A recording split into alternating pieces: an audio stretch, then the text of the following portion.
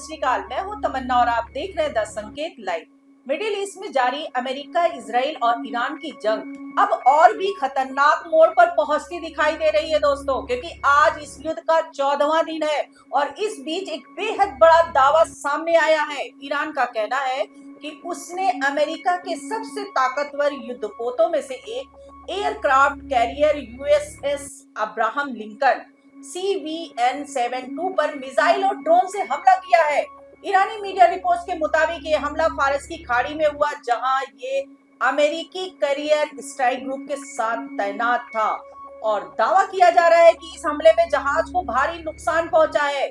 हालांकि अभी तक अमेरिका की सरकार या अमेरिकी नौसेना की तरफ से इस हमले की कोई आधिकारिक पुष्टि नहीं की गई है, लेकिन ईरान की सैन्य इकाई इस्लामिक क्रांतिकारी गार्ड कोर यानी IRGC ने बयान जारी कर कहा है कि हमले के बाद यह एयरक्राफ्ट कैरियर पीछे हट रहा है और संभवतः अमेरिकी दिशा में लौट रहा है। अगर ये दावा सच साबित होता है तो यह इस पूरे युद्ध का सबसे बड़ा समुद्री हमला माना जा सकता है, क्योंकि यूएस अब्राहम लिंकन अमेरिका की नौसेना का एक न्यूक्लियर पावर एयरक्राफ्ट कैरियर है जो अमेरिका के कैरियर स्ट्राइक ग्रुप 3 का हिस्सा है।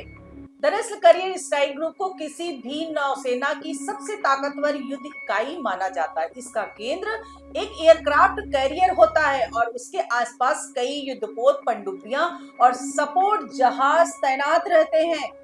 आमतौर पर एक कैरियर स्ट्राइक ग्रुप में एक एयरक्राफ्ट कैरियर के साथ 3 से 4 गाइडेड मिसाइल डिस्ट्रॉयर्स होते हैं जो air defence, anti submarine operation और जमीन पर मिसाइल हमले करने की क्षमता रखते हैं।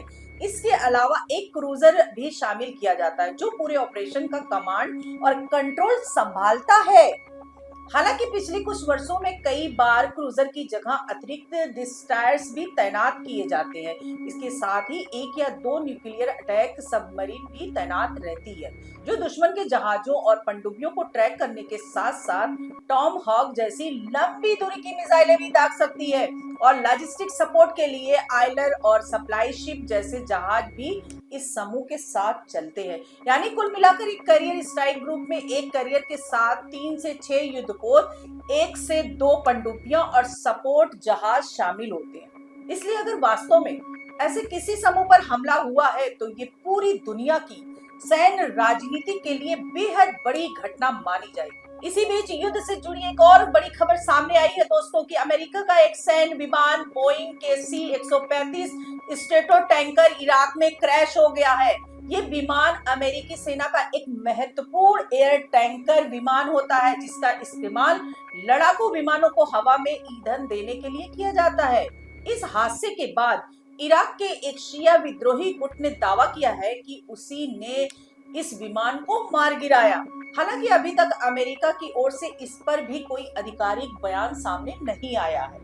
इससे पहले भी इस युद्ध के शुरुआती दिनों में कुवैत में फ्रेंडली फायरिंग की घटना में अमेरिका के 3 सैन्य विमान गिरने की खबर सामने आई थी। यानी यह युद्ध धीरे धीरे और जटिल होता जा रहा है और इसमें अलग अलग देशों और समूह की भागीदारी भी सामने आ रही है।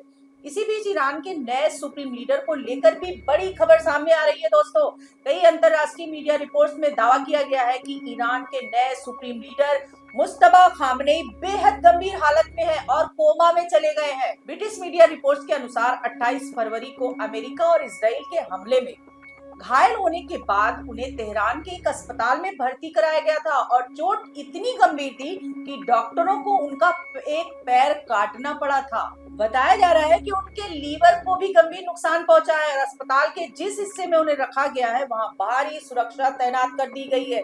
हालांकि इन रिपोर्ट की आधिकारिक पुष्टि अभी तक नहीं हुई है, लेकिन ये जानकारी सही साबित होती है तो ये ईरान की राजनीतिक और सैन्य व्यवस्था के लिए बड़ा झटका हो सकता है, क्योंकि मुस्तफा खामेनेई को हाल ही में उनके पिता और ईरान के पूर्व सुप्रीम लीडर अली खामेनेई की मौत के बाद देश का नया सुप्रीम लीडर बनाया गया था।